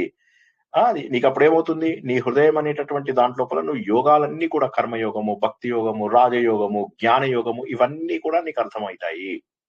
మనం ఎన్నో సార్లు హృదయము అనే దాన్ని పద్మంతో పోల్చి చూసుకున్నాం చాలా సార్లు. దాదాపుగా ప్రతి విష్ణు సహస్రనామం యొక్క దీంట్లోపల మనము పద్మము పద్మము పద్మము పద్మనాభ పద్మ విపేక్షణ ఎన్ని ఎన్ని ఎన్ని పద్మము అంటే హృదయము అనేటటువంటి మీనింగ్. మన హృదయంలో ఎవరైతే జ్ఞాన సూర్యుడిని ఉదయిస్తాడో, పద్మము ఏదైతే వికసింపజేస్తాడో అని బయట మీనింగ్ తీసుకుంటే, నీ హృదయం అనే పద్మంని వికసింపజేస్తాడు, అర్థం చేసుకునేలాగా చేస్తాడు. He will ensure that you are prepared for the best. Best కోసమని నిన్ను తయారీ చేసేటటువంటి వాడు. నీ హృదయం వికసించింది అంటే ఏంటి? నీ లోపల హృదయం పెద్దగా అయిపోయిందని కాదు కదా. హృదయం వికసించింది అంటే జ్ఞానము రావడానికి కావలసినటువంటి తయారీ జరిగింది. కొత్త విషయాలు నేర్చుకోవడానికి కావలసినటువంటి తయారీ జరిగింది. కర్మయోగము, భక్తి యోగము, రాజయోగము, జ్ఞాన యోగము అన్ని అర్థం చేసుకునేలాగా నీ హృదయం తయారైంది. దానివల్ల ఏమైంది? భయము, అవిద్య ఇటువంటివన్నీ నీ కమలాన్ని మూసేస్తాయి. అసూయ, ద్వేషం ఇందాక తెలుసుకున్నవన్నిటి వల్ల ఏమవుతుంది? నీ హృదయం అనేటటువంటి మూసుకుంటుంది. హృదయం యొక్క కవాటం తెరుచుకుంటుంది. మనకు సినిమాలలో ఏమంటాడు వాడు? హృదయం అనే కోవెలలో అంటాడు. సో అన్నింటినీ హృదయంలోనే మనం పోల్చి చూస్తాము. అన్ని కూడా హృదయంతోనే పోల్చి చూస్తాము. ఎందుకంటే హృదయంలోనే భగవంతుడు ఉన్నాడు. ఎప్పుడైతే అది వికసిస్తుందో అప్పుడు బయట ఉన్నటువంటి తత్వాన్ని నువ్వు గుర్తిస్తావు. ఉదాహరణకి ఓం నమ శివాయ పాట చూసినప్పుడు ఏమనిపిస్తుంది? అది ఓం నమ శివాయ ఏమిటి నీ మాయ అని చెప్పి చూస్తూ ఉంటాడు ఆయన. అలా చూస్తూ ఉంటాడు. అన్ని పువ్వులు వికసిస్తుంటాయి. సూర్యుడు రాగానే సూర్యుడి వైపు చూస్తూ ఉంటాయి. సూర్యుడు ఎటు వెళ్తుంటే అటు వెళ్తూ ఉంటాయి. సన్ఫ్లవర్ పురుగులు అవి దీంట్లో బయటకు వస్తాయి. గొంగలి పురుగు సీతాకోక చిలకగా మారిపోతూ ఉంటుంది. పక్షులన్నీ కూడా గూళ్ళ నుంచి వదిలేసి వెళ్ళిపోతూ ఉంటాయి. ఎన్ని గూళ్ళు కడతాయి అవి? గూళ్ళు కట్టి ఒకసారి పిల్లలు ఉన్నంత వరకు ఆ గూళ్ళల్లో ఉంటాయి. ఒకసారి పిల్లలు పెద్దవాళ్ళు అయిపోయారంటే ఆ గూళ్ళని పడేస్తాయి. అవి మనలాగా పోగు చేసుకోవు. అవి పిల్లలు ఉన్నంత వరకే. ఒక జాతి పక్షి దాన్ని మర్చిపోయాను. అదేం చేస్తుందంటే ఒకసారి కనుక అది ప్రెగ్నెంట్ అవ్వగానే ఒక దాన్ని మొత్తం క్లోజ్ చేసుకుంటుంది. ఇంత చిన్న హోల్ మాత్రం ఉంచుతుంది అంతే. ఉంచితే ఏమవుతుంది? ఇందులోంచి ఆ మొగ పక్షి వచ్చి ఆహారాన్ని అందజేస్తుంది. ప్రతిరోజు మొగ పక్షి బయటికి వెళ్ళి ఆహారాన్ని తీసుకొచ్చి చిన్న గ్యాప్, ఆ గ్యాప్ లోంచి అందిస్తుంది. ఏదైనా కారణం చేత గనక ఆ మొగ పక్షి కనుక చనిపోతే ఈ ఆడపక్షి చనిపోతుంది, ప్రెగ్నెంట్ గానే చనిపోతుంది. సో ఇవన్నీ వింతలు కాదా? భగవంతుడు సృష్టి లోపల ఎన్ని రకాల వింతలు. ఏకకణ జీవి నుంచి అనేక కణాల జీవుల వరకు రకరకాల జీవులు వాటి ధర్మాన్ని ఎలా నిర్వర్తిస్తున్నాయి. అన్ని పెంగ్విన్స్ ఒకే రకంగా ఉంటాయి. ఆ పెంగ్విన్స్ అన్ని కూడా వెళ్ళి ఫిష్లని వాటిని వీటిని తీసుకొచ్చి ఇంటికి వచ్చి మళ్ళీ వాళ్ళ భార్య దగ్గరికే వెళ్తాయి. అవి వాళ్ళ కుటుంబం దగ్గరికే వెళ్తాయి. అవి ఎలా వెళ్తాయి? అవి ఇదంతా ఎవరిచ్చారు? ఈ జ్ఞానాన్ని ఎవరిచ్చారు? ఇదంతా కూడా భగవంతుడే. వీటన్నిటిని వికసింపజేసేటటువంటి ఓ సూర్యుడా, నువ్వు మామూలు వాడివి కాదు. మాకు ముందు క్లోజ్ గా ఉంది ఇది. ఎందుకంటే నాకున్నది ఎంతసేపు కూడా దురాశ. ఈ దురాశ దుఃఖానికి చేయటం తెలిసినా కూడా డబ్బు మీద, పేరు మీద, గుర్తింపు మీద, అందరూ నన్ను గొప్పవాడు అనుకోవాలి, అందరి దగ్గర నాకు పెద్ద హోదా ఉండాలి, అందరికంటే ఎక్కువ డబ్బు సంపాదించాలి, ఎక్కువ వస్తువు సంపాదించాలి. ఇలా నా హృదయం యొక్క కవాటములను, కిటికీలను మూసుకుని ఉన్నాను. డోర్స్ అన్ని కూడా క్లోజ్ చేసి పెట్టుకున్నాను. ఎప్పుడైతే నాకు జ్ఞానం అనేటటువంటి కిరణం నా మీద పడిందో ఈ హృదయం అనే కవాటం తెరుచుకుంది. ఓ భగవాన్, తెరుచుకోవడం వల్ల సహజంగా నేను వికసింపడం అంటూ జరిగింది. ఆలోచన జరిగింది, తత్వం జరిగింది, అసూయ పోయింది, భయం పోయింది, ద్వేషం పోయింది, కోపం పోయింది. అలా నా లోపల ఈ మార్పుని తెచ్చినటువంటి ఓ సూర్య నీకు నేను నమస్కరిస్తున్నాను. ఓ పద్మ ప్రబోధాయ నీకు నేను నమస్కరిస్తున్నాను. పద్మమును ఏ విధంగా వికసింపజేసావో నా హృదయం అనే పద్మాన్ని కూడా అలా వికసింపజేయవయ్యా. మార్తాండాయ. మార్తాండు అంటే మన 12 మంది సూర్యులలో ఒకడు అని చెప్పి తెలుసుకున్నాం. మృతము ప్లస్ అండము, దీన్ని మనము ఇంతకు ముందు కూడా తెలుసుకున్నటువంటిదే. ప్రాణం లేదు అని కనిపించేటటువంటి గుడ్డు లోపల కూడా జీవాన్ని మేల్కొల్పేటటువంటి శక్తి. గుడ్డు లోపల కనిపిస్తే అది మన కదులుతుందా గుడ్డు? అలా ఉంటుంది అంతే. కానీ అందులోపల కూడా జీవాన్ని మేల్కొల్పే శక్తిని మార్తాండాయ అంటారు. అదే విధంగా ఒక మనిషి అజ్ఞానంలో ఉన్నాడు, వాడు చచ్చిపోయిన గుడ్డుతో సమానం. చాలా మంది అజ్ఞానంలోనే ఉంటారు. అయితే అజ్ఞానంలో ఉన్నామని కూడా వాళ్ళు అనుకోరు, ఏదో సరదాగా అలా వెళ్ళిపోతుంది లైఫ్. ఇక్కడ ఈ పారాయణం చేసాం, అక్కడ ఆ పారాయణం చేసాం, ఈ గుడికి వెళ్ళాం, ఆ గుడికి వెళ్ళాం. తత్వం తెలుసుకోకుండా జీవితం అంతా గడిపేస్తూ ఉంటారు. అజ్ఞానంలో ఉన్నప్పుడు ఒక వ్యక్తి జీవించి ఉన్నా కూడా మరణించినటువంటి వాడితో సమానము. దీన్ని ఆధ్యాత్మిక నిద్ర అంటారు. నిద్ర ఎలాంటి నిద్ర? మామూలు నిద్ర కాదు, ఇది ఆధ్యాత్మిక నిద్ర. అలా ఆధ్యాత్మిక నిద్ర ఉన్నటువంటి అటువంటి వారి లోపల ఆ నిద్రను తొలగించి నీ లోపల స్పిరిచువల్ ఎన్లైటన్మెంట్ కలిగిస్తాడు. ఆధ్యాత్మిక పునరుజ్జీవనం నీ లోపల కలిగింపజేస్తాడు. అంటే మృతమైనటువంటి అండములాగా ఉన్నటువంటి నీ లోపల ఆధ్యాత్మిక ప్రగతిని, ఆధ్యాత్మిక శక్తిని నీ లోపల ప్రేరేపిస్తాడు. ఏ విధంగానైతే మృతము అయినటువంటి గుడ్డు లోపల కూడా జీవాన్ని కలిగించి చేస్తాడో, అదే విధంగా నువ్వు ఆధ్యాత్మిక జీవనం నీ లోపల వెలుగు రానంత వరకు కూడా ఒక చనిపోయిన గుడ్డుతో సమానము. అటువంటి ఆధ్యాత్మిక నిద్రలోంచి నిన్ను వెలుతురులోకి తీసుకెళ్తాడు. కాబట్టి అత్యద్భుతమైనటువంటి పేర్లు తెలుసుకున్నాము. ఉగ్రహ అంటే అజ్ఞానాన్ని ఛేదించడం, వీరహ అంటే లోపల నీకు ఉండాల్సినటువంటి ధైర్యము. ఉగ్రహ, వీరహ, సారంగహ జీవిత సారాన్ని, తత్వాన్ని తెలుసుకోవడము. పద్మ ప్రబోధ నీ హృదయ వికాసము. మార్తాండహ నీ ఆత్మను జాగృతి చేయడం. ఏదో ఒకరోజు జాగృతి అవుతుంది ఆత్మ. సాధన చేయగా చేయగా చేయగా జాగృతి అయి కళ్ళు తెరుచుకుని చూస్తే ఆశ్చర్యం అనిపిస్తుంది. ఆ కళ్ళు ఈ 2 కళ్ళు కాదు, ఈ 3వ కన్ను తెరుచుకుంటుంది. ఈ 3వ కన్ను తెరుచుకుని చూస్తుంటే ఎక్కడ చూసినా కూడా చైతన్యమే, ఎక్కడ చూసినా కూడా ఆనందమే, ఎక్కడ చూసినా కూడా ఆ సచ్చిదానంద స్వరూపుడైనటువంటి పరమాత్మనే. నీ స్వరూపాన్ని నువ్వు ప్రపంచం అంతా చూసుకుంటావు. నీ ప్రతిబింబమే ప్రతి చోట కూడా కనిపిస్తూ ఉంటుంది. అటువంటి మహోన్నతమైనటువంటిది. నేను అజ్ఞానాన్ని తొలగించాలి, నేను భయాన్ని జయించాలి. నేను జీవితంలో ఉన్నటువంటి సారాన్ని తెలుసుకుంటున్నానా లేదా తెలుసుకోవాలి. నా హృదయము ప్రేమతో వికసిస్తుందా? నా హృదయంలో ఉన్నటువంటి ద్వేషం అంతా కూడా పోతుందా లేదా? పద్మ ప్రబోధ నేను కేవలం జీవిస్తున్నానా లేక ఆధ్యాత్మిక మరణాన్ని పొందుతున్నానా? ఆధ్యాత్మిక మరణంలోంచి నన్ను మార్తాండు జీవితుడు చేయుగాక. ఆత్మ సుఖము వీడిని ఆట కొరకు పాత్ర పోషణ చేసి సూత్రధారి విశ్రమించదని పాదం ఆశ్రయించి పరమ కరుణాంతరంగా శ్రీ పాండురంగ. జై శ్రీకృష్ణ. ఇప్పుడు ప్రశ్నలు ఉన్న వాళ్ళు అడగండి. ఇవాళ మనం నేర్చుకున్నవి తక్కువనే. ఎన్ని నేర్చుకున్నాము? ఉగ్రాయ, వీరాయ, సారంగాయ, మార్తాండాయ, పద్మప్రబోధాయ. 5 పేర్లు. ఏ ప్రశ్న ఉన్నా అడగండి. చిన్న డౌట్ ఉన్నా కూడా అడగండి, వదలద్దు. ఒక్క డౌట్ ఉన్నా వెళ్ళద్దు. సార్ పేపర్ రివిజన్ చేయిస్తున్నారు సార్ ఇక్కడ చేద్దాం. ముందు ఫస్ట్ దీంట్లో ఈ 5 ఏమన్నా ప్రశ్నకి జవాబు ఉంటే అడగండి. మృతం లోపల ఒకసారి ఓకే, కొంతమందికి సారంగం అర్థం కాలేదు, కొంతమందికి మృత అండము. అండము ఎలా ఉంటుంది చెప్పండి. ఫనీ అండం ఎలా ఉంటుంది? సారంగం కాదు, సారంగధరుడు అంటాం కదా, అది దీనికి సంబంధం లేదు. సారంగధరుడు అంటే అది అది ఆయన యొక్క విల్లముడు. అది ఇక్కడ విష్ణుమూర్తి. ఓకే, అది అదా. ఓకే ఓకే, అది వేరు, ఇక్కడ వేరు. అది పని అదే కదా. మార్తాండు మృత అండము. మార్తాండము అంటే అండం లోపల జీవితాన్ని తెచ్చేవాడు కాబట్టి మనం. అయితే అండము కదులుతుందా లేకపోతే జీవం ఉన్నట్టుంటుందా? అండము కదలదు, జీవం ఉన్నట్టుగా ఉండదు. దాని లోపల జీవం ఉండదు, ఎప్పటికీ కదలదు కూడా. అటువంటి దాని లోపల కూడా జీవం తేవడానికి కారణము సూర్య భగవానుడే. సూర్య భగవానుడే బ్రహ్మ, విష్ణు, మహేశ్వరుడు అని చెప్పి మనం తెలుసుకున్నాము. ఆయననే దీని లోపల అండాన్ని లోపల చలనాన్ని కలిగిస్తాడు. అందుకే ఆయనని మార్తాండు అంటారు. అయితే మరి ఇక్కడ అండాన్ని కదిలిస్తే నాకేంటి?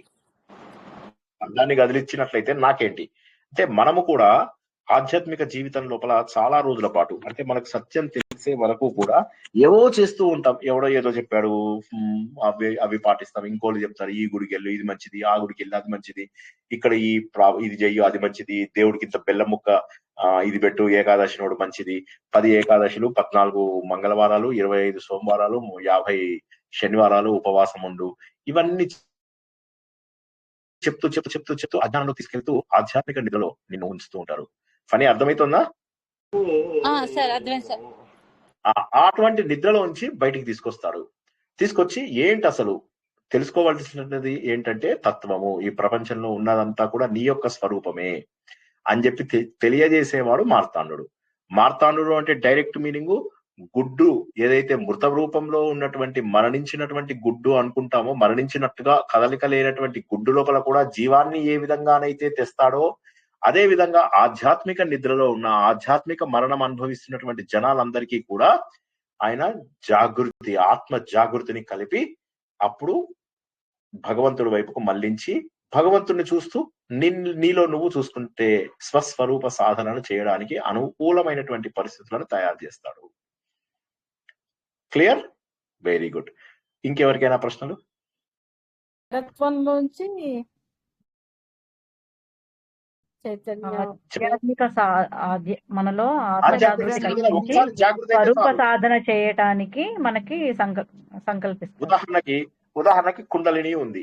దీనికి కరెక్ట్ ఎగ్జాంపుల్ చెప్పాలంటే కుండలిని ఎగ్జాంపుల్ చెప్తాం. చాలా మందికి ఇది కుండలిని సార్, ఇది కుండలిని కాదు సార్, చైతన్యం మీకు ఇచ్చిన బాటిల్ కదా. అట్లా కాదు, ఇది కుండలినినే. నా చేతిలో ఏ బాటిల్ అయినా కుండలినిగా మారిపోతుంది, మీ అందరికీ తెలుసు. ఇలాగా కుండలిని నిద్రాణమై కిందికి ఉంటుంది, యాక్టివ్ కాదు, ఇలా ఉంటుంది. 99.99999% మందికి ఇలాగే ఉంటుంది. మీరు చూస్తున్నటువంటి వేలాది లక్షలాది మందికి, సహస్ర గల, కోటి గల, ఇవన్నీ వాళ్ళకి ఇలా ఉంటుంది. దళం వికసించదు, గలం మాత్రం వికసిస్తూ ఉంటుంది. అందరి లోపల దళం వికసించదు, ఏదైతే హృదయ దళం వికసించాలో అది వికసించదు, ఇలా ఉంటుంది. దీన్ని మృతము అంటారు. ఎప్పుడైతే ఈ ఆదిత్య హృదయం చదవడం ద్వారా ఆదిత్యుడిలో దేవుణ్ణి గుర్తించినప్పుడు ఇది ఇలా వస్తుంది. కుండలిని వచ్చి ఒక్కొక్క చక్రాన్ని దాటుకుంటూ వెళ్తుంది. ఈ యాక్టివేషన్ ని మార్తాండం అంటారు. క్లియర్? ఆదిత్యుడు చదవటం ద్వారా మనలో ఉన్నది ఆదిత్యుడు అని తెలుసుకోవటం ద్వారా మనల్ని యాక్టివేట్ అవుతుంది సార్ కుండలిని, అంతే కదా? అంతే. కుండలిని యాక్టివేట్ అయిందంటే ఏంటి? జ్ఞానము వైపు ఒక్క అడుగు వేసిన, అంటే మన సాధన ప్రారంభమైంది, ముందుకు సాగుతుంది అని.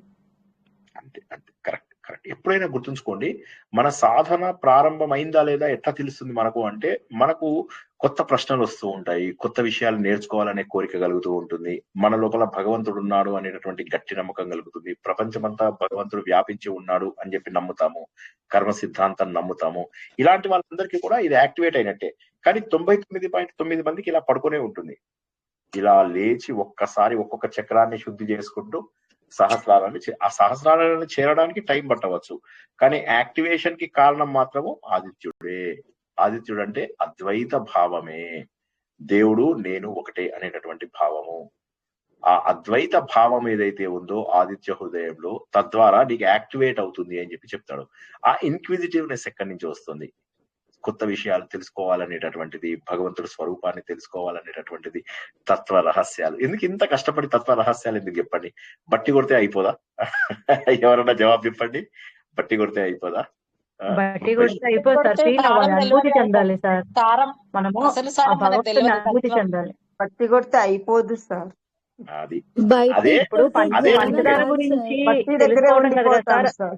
అది పంచదార తింటేనే అది రుచి ఏంటో తెలుస్తుంది మనకి. అది తీయగా ఉందని చెప్పినా, దాని విశేషణాలు ఎన్ని విన్నా కూడా మనం అది తిన్నంత ఫీలింగ్ రాదు కదా సార్. అనుభూతి తప్ప తెలియదు. అది ఇప్పుడు మనం నేర్చుకుంటున్నాం, జ్ఞానంలోకి మారాలి, జ్ఞానిలాగా మారాలి. అది మార్పు చేసేటటువంటి, అలా చేసేటటువంటి వాడిని మార్తాండు అంటారు. అంటే సూర్య భగవానుడు అని ఎవరైతే చెప్తామో, సూర్యుడికి సూరాయ అని కూడా ఒక పేరు వస్తుంది.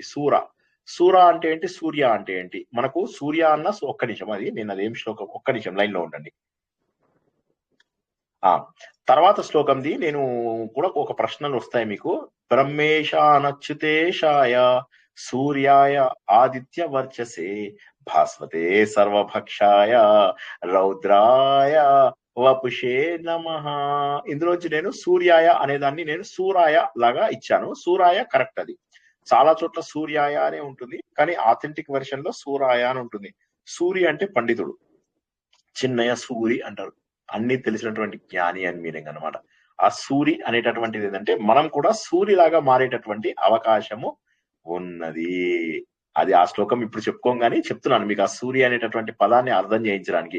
సూరాయ అంటే నీ లోపల సూరి, నువ్వు సూర్య అని ఏమన్నా సూర్య అని పిలిచావు అంటే మీనింగ్ ఏంటంటే వాడు జ్ఞాని అని మీనింగ్. సూర్యుడే సూరి, సూర్యుడే సూరి. ఎవరి సూరి? జ్ఞాని. చిన్నయ సూరి. సూర్య అనేటటువంటిది ఎవరు పెడతారో అది బిరుదు. సూర్య అనేది బిరుదు. ఇప్పుడు మనం సూర్యశ్రీ ఉన్నారు, ఆవిడకి మనం ఏం పెడతాం లాస్ట్ లోపల పేరు? సూర్యశ్రీ సూరి అన్నాం అనుకోండి, అప్పుడు ఆవిడకి తెలివితేటలు ఉన్నాయి. సౌజన్య ఊరుకోదు, సార్ రక్కుతా నా పేరు పక్కన కూడా సూర్య ఉండాలని సౌజన్య సూరి. ఊరుకుంటాను. సౌజన్య సూరి అట్లాగా. అదే అంటే సార్ ఇప్పుడు సూర్యుడిని కూడా వికృతి ఫామ్ లో సూర్యుడు అని కూడా మాధురి మాధురి అంటే తెలివే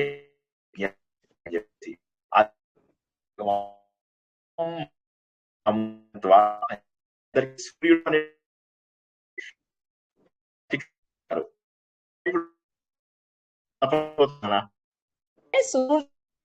ప్రకాశ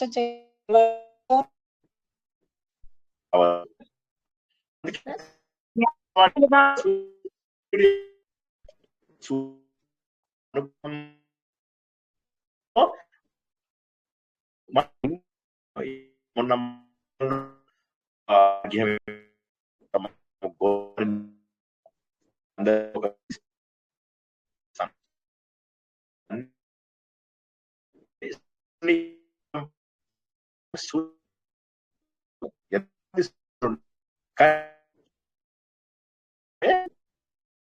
మన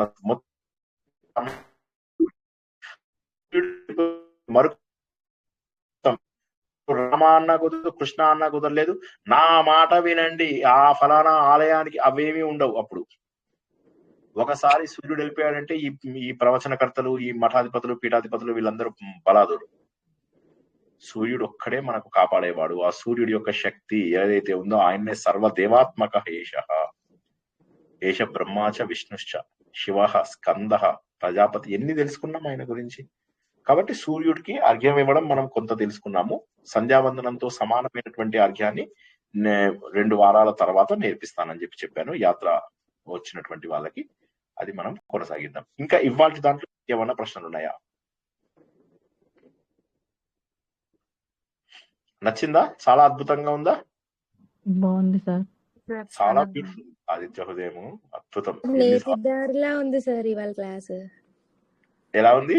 నేతిదారులా తైలధార నేతిధార. చాలా చిన్నమైన ధార. అవి చిన్నయ్య సూరి పేరు చిన్నయ్య సూర్య అనేది ఆయనకు బిరుదు సూర్య అనేటటువంటి బిరుదు.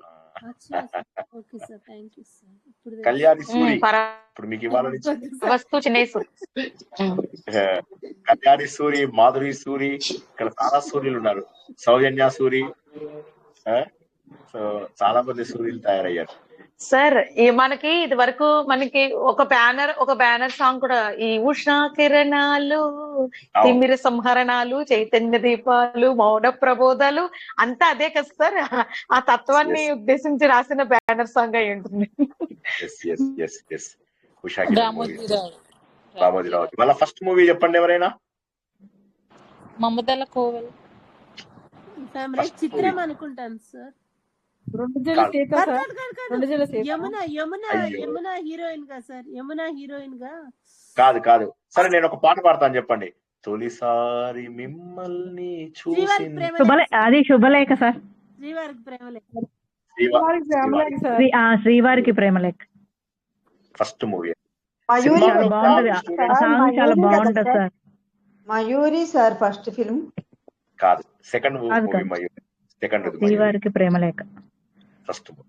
అద్భుతం అసలు అది. ఎనీవే, నరేష్ అపర్ణ, నరేష్ ముచ్చెర్ల అరుణ, పూర్ణిమ చిన్నగా ఉంటది. నేను అపర్ణ, పూర్ణిమ కరెక్ట్. 4 స్తంభాల ఆటలో కూడా వాళ్ళిద్దరు ఉన్నారు. అవును.